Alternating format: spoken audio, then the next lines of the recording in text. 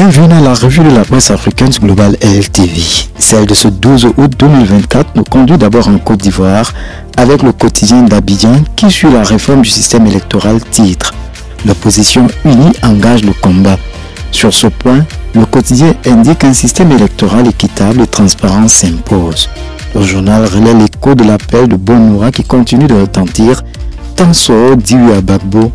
Et c'est pour cette victoire à Gbagbo que le PPACI large à Adjouane. L'intelligent d'Abidjan à sa une présente le président du Burkina Faso et titre à son sujet. Après une sortie de route sur Oufouette, lettre ouverte de vérité au capitaine Ibrahim Traoré. Le journal évoque aussi des partis et organisations qui font des propositions sur la liste électorale. Le Canard déchaîné, sur le sillage de la présidentielle en perspective, se penche sur l'affaire du 4e mandat de Ouattara. Le tabloïd indique sur le fait que ça coince dans les tuyaux de l'Elysée. Sur la réforme unilatérale du système électoral, le Canard déchaîné évoque Simone Gbagbo et les partis politiques qui grondent de colère. À lire aussi dans ses colonnes, Soro qui se range derrière Laurent Gbagbo à l'appel des forces vives. Pour notre voix, le temps à sa une est de dire merci à Tiek pour la première médaille de la Côte d'Ivoire aux Jeux Olympiques de 2024. Au sujet de la modernisation de l'état civil, il est à lire en page 2 de notre voix Vagondo qui lance le logiciel d'établissement des extraits de naissance à distance. Au Cameroun, Cameroun Tribune rend des hommages au prince du football Issa Hayatou. Le quotidien camerounais à capitaux publics indique que depuis la disparition de l'ancien président de la Confédération africaine de football CAF, le monde du football salue la mémoire de ce grand bâtisseur qui aura hissé le football africain sur les plus hautes marches.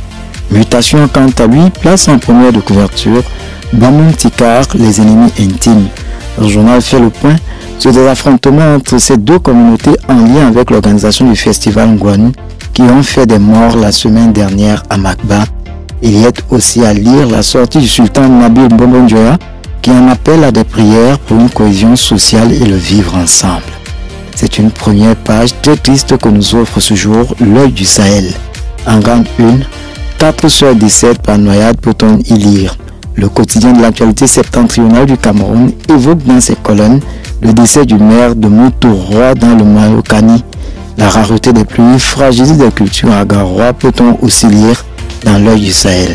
Au Burkina Faso, Sidoya en grande une fait le point sur la journée internationale de la jeunesse avec le capitaine Ibrahim Traoré qui appelle cette jeunesse à l'union, c'est-à-dire en page 9. Le journal de tous les Burkinabés en vient aussi aux nouvelles du front avec notamment les forces combattantes qui sauvent un millier de civils d'un carnage dans l'est de la région. Sortant de cet exercice avec le quotidien algérien El Watan qui fait mention à sa une des pompiers sur la brèche avec la multiplication des incendies dans la région du centre. Le journal fait un retour sur les Jeux olympiques et parle d'une participation plus qu'honorable.